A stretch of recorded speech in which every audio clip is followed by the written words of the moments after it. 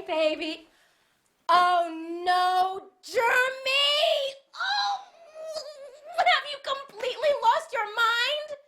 Hey, gorgeous, you are not gonna believe the steal I got on this bad boy. You mean the steal someone else got on us, bad boy? Because you know, as well as I do, Jeremy, we can't afford a flat-screen TV for this house. Oh, but baby. Don't tell me you had to take out another credit card to get this thing. Now, sweetheart, just stop there. Before you get too worked up and say anything else, just know, I wasn't stupid about this thing. The new credit card I got, it has a 0% interest rate for an entire year. So by the summertime, when I get promoted, this won't even matter. Jeremy. Wait, there's more. When I bought this 50-inch beauty, it came with 5 free DVDs. Beloved, Oprah, The Breakfast Club, for your girl nights. And of course, I got your favorite, The Notebook. Isn't that thoughtful of me? Okay. I got your pitch. Now catch this, babe. I love you. And you are, to me, mountains more important than any flat screen could ever be. But you are a child when it comes to our spending. Baby! Wait! This will be our 4th credit card, and we're already behind on 2. I know, but... Stop! But you know, now I think about it, I thank God he's brought this all to a head because I'm now certain of 3 things. That flat screen is going to be returned. That credit card is going to be canceled. And this couple is going to get some help because we can't afford to keep living beyond our means.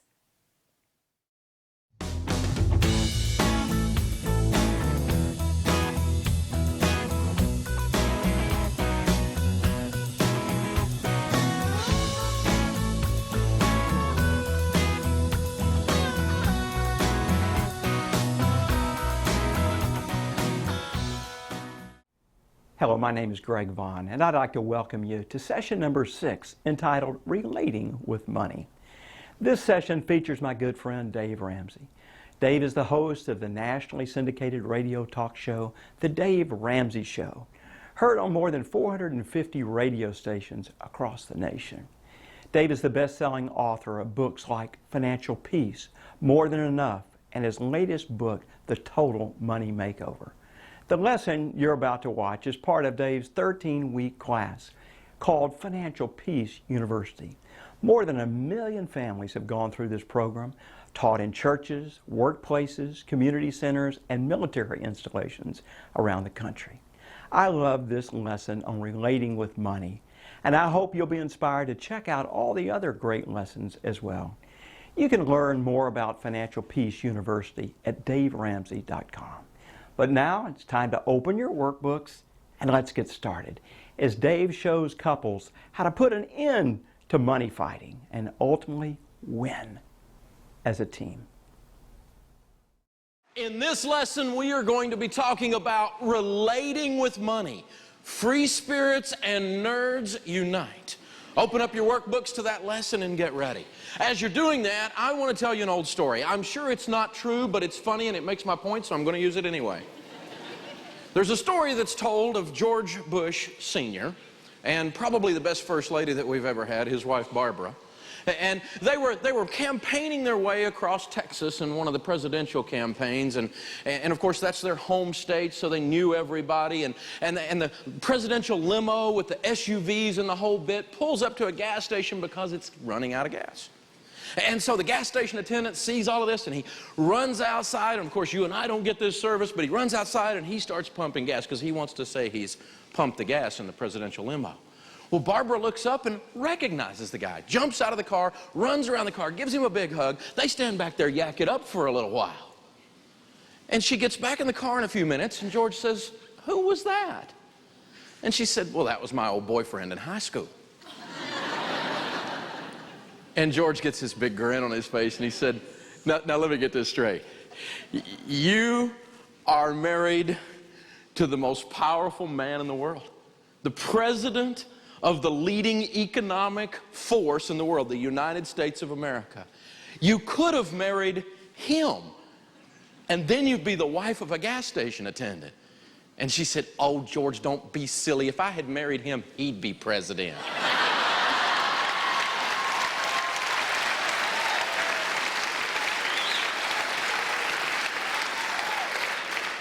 Proverbs 31 says, "Who can find a virtuous wife? For her worth is far above rubies. The heart of her husband safely trusts her, and he will have no lack of gain." Interesting. Let me introduce you to my wife, Sharon Ramsey.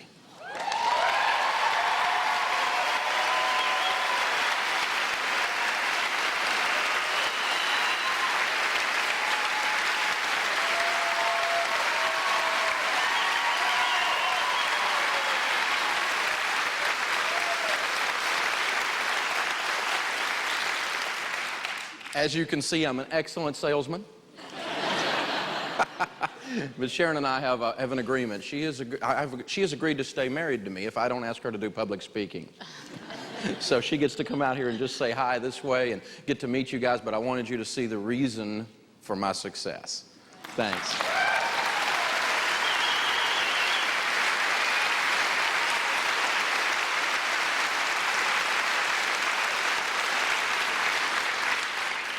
When we're dealing with money in relationships, when we're dealing with money in our personal lives, when we're dealing with money in our families, the flow of money in a family represents the value system under which that family operates. Jesus said it this way. He said, "Where your treasure is, your heart will be also." So what you do with money screams loudly who you are. Larry Burkett used to say it's kind of the checkbook autobiography. Back in the days when we used to keep a checkbook, or if you keep it on Quicken or something, if you look at your checkbook register, where your money goes tells us what's important to you, tells you what's important to you. And men and women are different in how we process this stuff. We're different in how we process everything, and money is no exception to that statement. Gary Smalley says men love to share facts. Women love to share feelings. Men connect by doing things. Guys go hunting together. We do things together. We work on the car together. We do whatever. We do things together. Women connect by talking. Guys can hang out all day. My son and I drove 2.5 hours after a football game home and didn't say a word, and we were perfectly okay with that. Women would have thought that was psychotic. We operate differently. We're perfectly okay with these differences too. Dennis Rainey, who is a Christian family counselor, marriage counselor, has a wonderful radio show. He says that women and men have a different verbal level. Men speak 30 to 50,000 words a day. Women speak somewhere from 50 to 70,000 words a day, with gusts up to 125,000. We are different. Gary Smalley says men tend to be controlling. Women tend to remain agreeable. Women would say amen. Men tend to be independent. Women tend to be interdependent. Another great thing to read if you've ever gotten married or ever thought about getting married is John Gray's book, Men Are From Mars, Women Are From Venus. And he talks about the differences of men and women. He says, men define ourselves by our ability to achieve results, where women, on the other hand, tend to define themselves by the quality of their relationships. And all these differences come up big time in the way we handle money and the way we interact.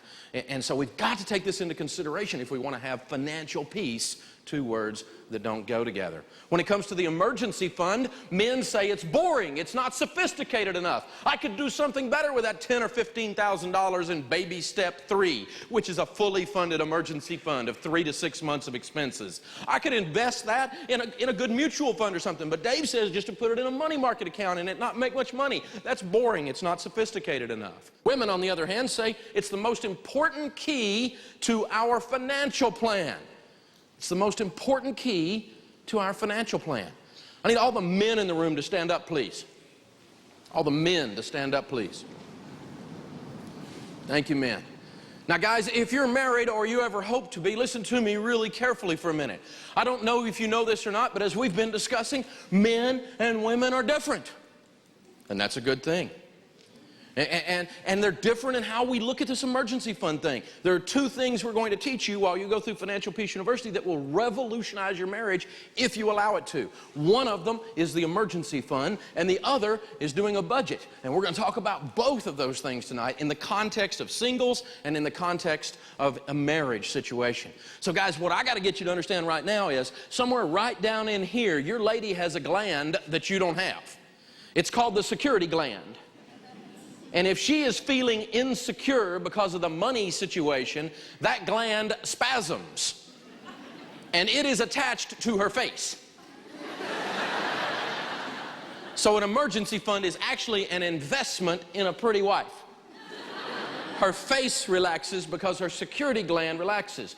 When you have $10,000 or $15,000 in the bank and you know that you're not going to touch it, and she knows that you're not going to touch it, you don't even touch the emergency fund for emergencies. It allows her to relax in a place you don't even have.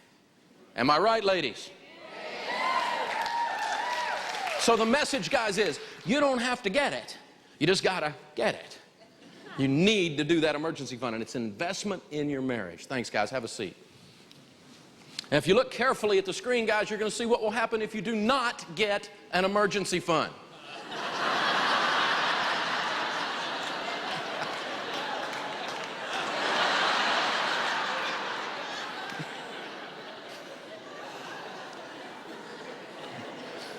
When it comes to going shopping, men get good deals by negotiating.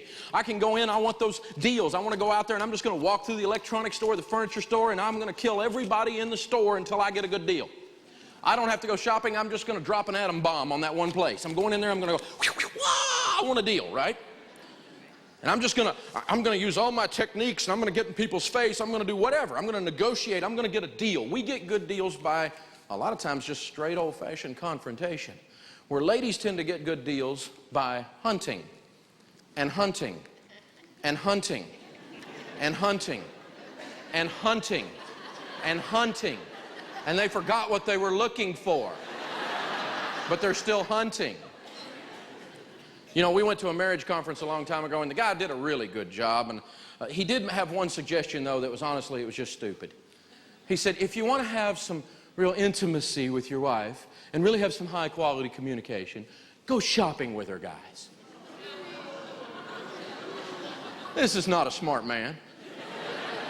He is not a smart man. I mean, you think about it. I'm up here for 5 or 6 hours. It doesn't bother me a bit. My feet don't hurt. I can go all day. I've got plenty of energy. I get out of the car, walk into the mall, my feet hurt to my neck. I mean, what's up with that? I don't understand how that works, but that's how it works, isn't it? And Smalley talks about this. He says, here's kind of how a shopping trip looks like for most people. You know, we get out of the car, and we go to this mall together, or we're going somewhere. We're going to go get something together, right? And the guy gets out of the car and says, identify the target. You know, we're going to get our handheld GPS and map out the quickest way to the store. And we're going to go straight to the store with the best deal, having searched on the web while we're on our way for efficiency. And we get in there, we get the best deal, we analyze which line is going the fastest, and in the cash register, we get in line, we go through the most efficient line, we're back to the car, let's time it, go, click. Identify the target. And the lady goes, whoa, whoa, whoa, whoa, you just don't get this, do you? See, we're supposed to enjoy this process. It's not just about the task, it's the process. We have to go in every store. We have to touch everything in every store.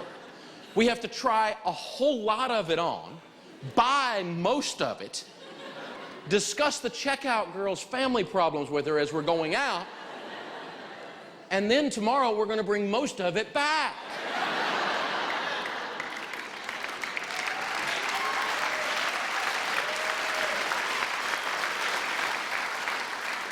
So Sharon and I figured this deal out. We're not going to try to swim upstream, okay? We know that we're not going shopping together and have a good marriage. That's not going to happen. But we have figured out she's really good at hunting and hunting and hunting. She'll go through Consumer Reports. She'll search on the web and look at eBay, and she'll go find the best deal over here and the best sale over there. And then I'm really good at negotiating, so much so that when we go out, she's kind of a sweet, you know, Southern Belle little lady. She doesn't like to be embarrassed. And we go in some of these stores with me with my $100 bills out, and she goes, you embarrass me. You're going, yeah, well, that's just one of the side benefits of this negotiating thing. So we just don't even try all of that. What we figured out is she hunts it down, then I go kill it. So we're going to work with these opposites thing and make it work. When it comes to financial problems, we see the difference in men and women.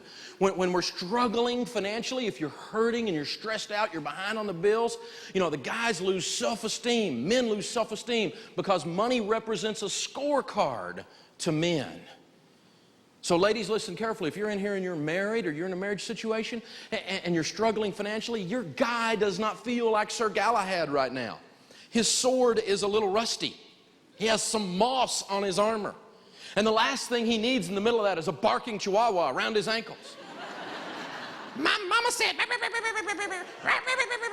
he may find one last use for that sword. Guys, you need to look at this. When you're in financial trouble, women face fear. Sharon made us change it. She said the word is terror. Because money with ladies, as we said, represents security. There's that security gland. So if you're in here and you're struggling financially, don't let the stress of those financial things take your marriage. Guys, you need to step up. She needs an extra 3 to 6 non-sexual hugs a day. Some of you guys need to look up non-sexual. This is touch that's not going anywhere. Touch for the purpose of reassurance. Touch that says, when we got married, we didn't have anything. If we go back to not having anything, that'll be okay as long as I'm with you. I don't want to lose everything, but if I do, as long as we come out of this together, we're going to be okay. Touch says that. And you need to say that out loud, guys, because she's afraid in a place you don't have at that moment. She's not weaker than you. They're actually more resilient, ladies are, in financial stress than guys are in a lot of ways. But they need that touch. They need that reassurance as a part of the program. So step up, gentlemen, in that situation. Now, the number one cause of divorce in North America today is money fights.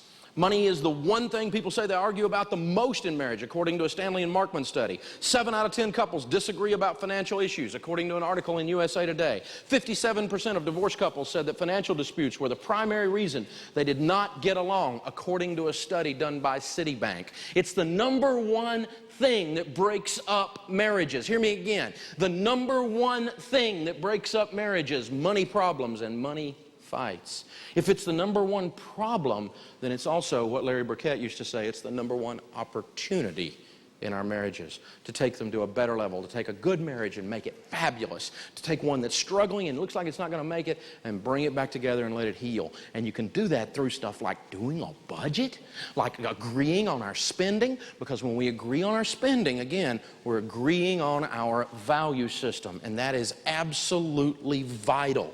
See, the deal is this. When you get married, what happens is, you know, the preacher lies to us, doesn't he?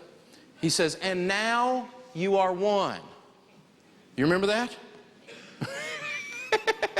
Do you remember the first year? Yeah, your mama's ugly too. You remember the first year, right? See, so what we do, we go down the aisle, dun, dun, dun, dun, dun, dun, dun, dun, right? And the preacher comes down and he says, okay, we're going to tie the knot, right? Well, when we get ready to tie that knot, the problem is stuff gets in the knot, doesn't it? And you grew up in a household where your parents spent everything they made. And she grew up in a household where they saved everything they made. And that was cute when you were dating.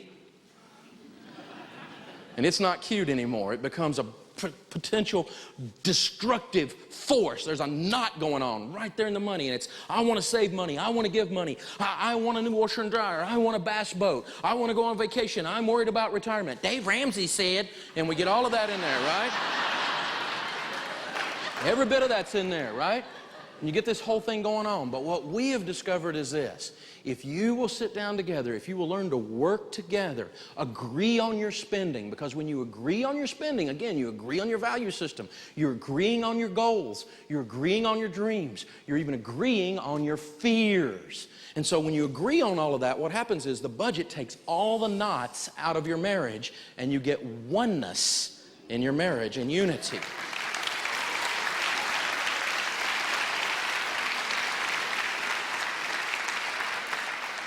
See, what happens is, Dennis Rainey says we get married, and one of us has a floor plan for a 2-story, and that's our value system and how we're going to build a house. Another has a floor plan for a tri-level, and that's our value system and how we're going to build a house. If we don't get together and change that blueprint to where it looks like it's the same blueprint, we build a pretzel. When you agree on your value system, you will reach a level of unity in your marriage. But if that doesn't work, you can always adopt that international sign of money in marriage.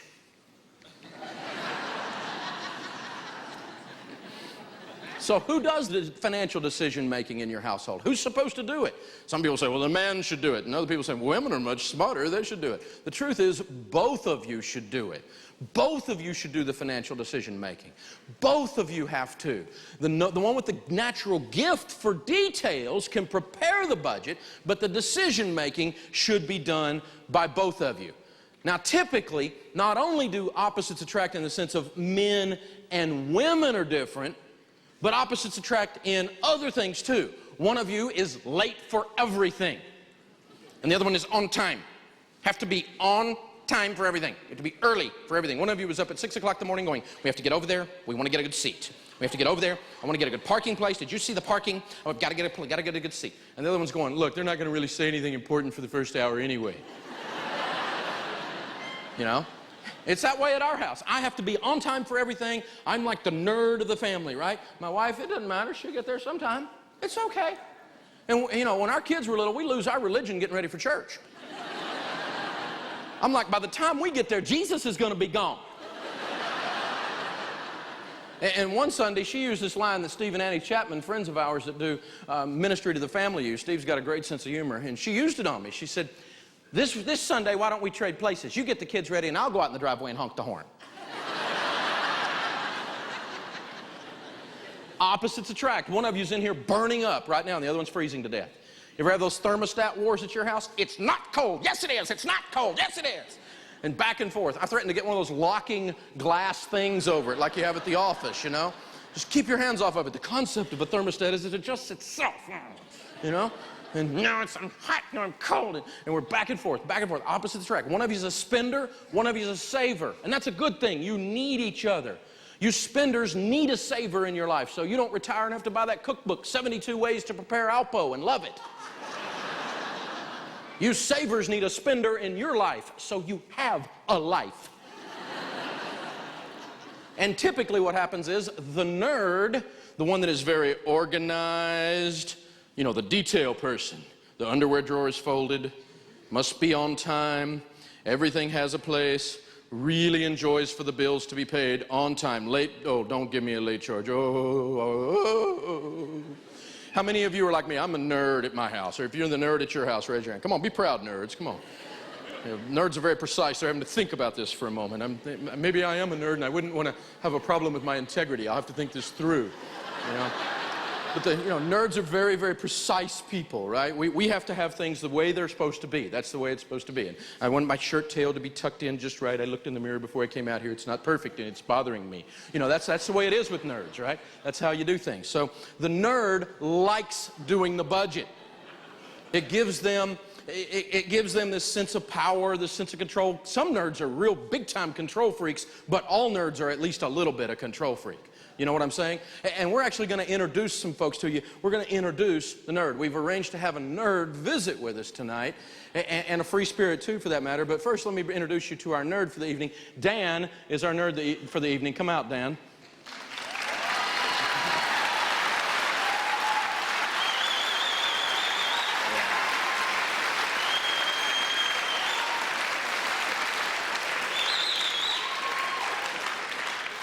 That's funny, ha-ha. My team thinks that we need to dress the nerd like me. That's cute, guys. That's very cute, guys. I really like that. Now, thank you very much. All right, and the free spirit is the one that they don't feel cared for. We nerds think we're caring for everyone. The free spirit instead feels controlled. They feel told what to do. The free spirit is like, how many of you in here are free spirits? Raise your hand. See, they always start a wave. Woohoo! You know, they didn't hesitate. Yeah, baby, we're free spirit. Yeah, when's the break? Give me some refreshments. I'm a free spirit. You know, I'm sure glad this thing's funny. I was afraid it was going to be boring. You know, this is the free spirit, right? And the free spirit, they're mature, they're adults too. They just believe in having a thing called a life. They don't really get a high out of 3-generation spreadsheets. They don't understand, you know? They don't want to click the third tab over, and they don't want to spend hours and hours and hours looking at the details. They want to vote. They want to be part of the program. And Susan is going to be our free spirit for the evening. Come out, Susan. You all give Susan a big round of applause.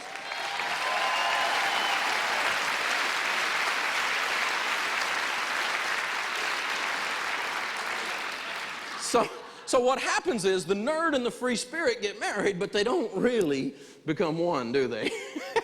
No.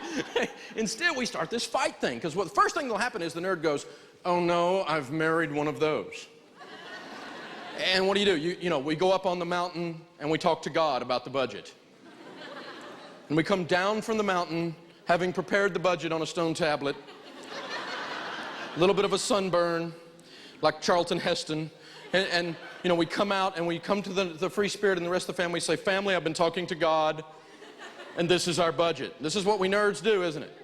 And the free spirit goes, yeah, I'll look at that when I get back from Home Depot or Victoria's Secret.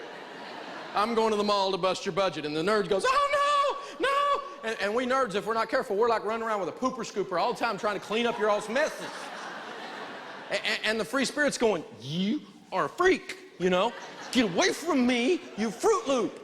You know, and this fight, this constant tension, some marriages go through this. This is real world, isn't it? Say yes. Yes. Some marriages go through this for decades and don't even realize there's all this tension in the air. They kind of just tolerate it, or they go to their corners and go, okay, you pay your bills and I'll pay my bills. We're not really married. We're just going to have a joint venture. And the nerd's like, you're too irresponsible. And the free spirit's like, you're too controlling. And we're just all this clash of the titans going on.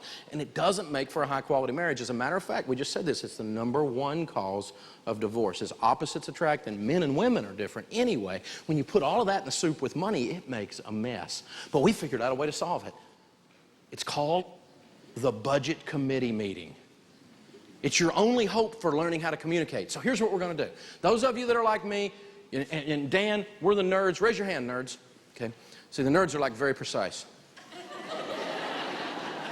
Right? So nerds, raise your hand again one more time. Good. All right, nerds. Here's what I want you to do. I want you to do a budget. In the super saving lesson, when we said go home and do the quickie budget, you almost had it done before you got out of the parking lot. And you've already read 3 or 4 chapters ahead, and you know what I'm going to be saying next because you'd rather skip over the jokes and get to the point. Okay? And you're already filling out the evaluation in the back, you know? And you were told not to already, you know, but you can't help yourself. That kind of a thing, right? That's the nerd. So go ahead and prepare the budget, because if we wait on the free spirits, it's not going to happen. Let's not kid ourselves, okay? So prepare the budget, and we're going to teach you in the budgeting lesson how to do that. But the basics of budgeting is you spend every dollar on paper before the month begins. Every dollar has a name before the month begins. You prepare the budget. Now, then we call the budget committee meeting. Let's cover the rules for the budget committee meeting for the nerds first. Nerd, I want you to take the budget that you prepared, and I want you to set it on the table, slide it over to the free spirit, and shut up. That is rule #1. Shut up. The free spirits hear them. They are sick and tired of your preaching. They are sick of hearing, yeah, you got it. They're sick and tired of hearing Dave Ramsey say it. They're sick and tired of every mistake they ever made since 1962. You know? They don't want to hear any more of your theories. Shut up. It's on the paper. Slide it over. You've got a whole lot of opinions. They're right there on the paper. Let the free spirit look at it. Rule #2, nerds, is this is a meeting. It is not a weekend-long budget summit. When you are dealing with a free spirit, you have a 17-minute window. After that, there came to the Financial Peace University thing. Their body may stay, but their spirit will leave. They're not going to hang out with you. Their eyes start to cross. They're not getting this. It's not fun for them. They don't enjoy this process. They're only there to have a vote. They're going to have their vote, and they're going to leave the voting booth. That's it. That's the whole deal from them. Now listen very, very carefully to me. If you are a nerd, there is one last rule, nerds. Listen very, very carefully. You must insist that the free spirit change some things in your budget. And the nerds are going, no! We don't want to change anything. It's right. If we change it, it will be wrong. I did it. It's right. We can't change it. Listen, nerds, we're tricking them to get them involved.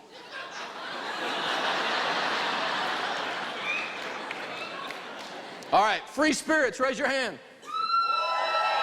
All right, did I take up for you? Say yes. All right, so listen up, free spirits. You have a couple of rules for the budget committee meeting too. Rule number one, free spirits, you must come to the meeting. Rule number two, you must bring your brain. You have to give adult, mature input in the meeting. I want one isn't covered under that heading. You look at the budget and you go, honey, I think $1,800 might be a little high for green fees when we have $14 for food. And you make an adjustment there, like switching those two numbers. But you can't just go, I want more money for clothes. Okay, we're going to raise clothing by $200. That's fine, honey. Where's the $200 going to come from? I don't care. Who are you, the government? It has to come from somewhere, right? If we're going to raise a category by 200, we have to lower some others by the same amount. That's how this works. It balances. It's a neat concept. Okay? So adult-like input says you change some things around by raising a few and lowering some others by that same amount so that we still end up with a zero. And rule number three, free spirits, if you will work with your nerds on this, you will have the best quality relationship of any marriage you know. You will run into people everywhere who are in awe of the communication level in your marriage. It will totally transform how you communicate. It will bring a level of unity, a level of oneness to everything that you're doing, and then you'll start to win financially. It's worth it. But free spirits, there's a phrase that you have been saying. This is your last rule. You can never again say this phrase. And you use it all the time. We know you do, especially we nerds know it. Sometimes you say things like, whatever you want to do, honey. Wrong cop-out breath. You have to get in the game and place your vote. You both have a vote. We come into agreement. That's called unity. Both place their vote. No, just... You're smarter than me. You take care of it. I'm going to go over here and mess up your plan, though. And that's what free spirits do too often. No, you've got to place your vote, and then when the budget is done, we pinky swear and we spit shake, and this is a lock, baby. We don't do anything except what's on the budget. That is a promise. That's a contract. And if we're going to do something different than what's on that budget, we have to come back and have an emergency budget committee meeting. Got it, free spirits? Say yes. All right, give Dan and Susan, our free spirits and our nerds, a hand. They're now working together.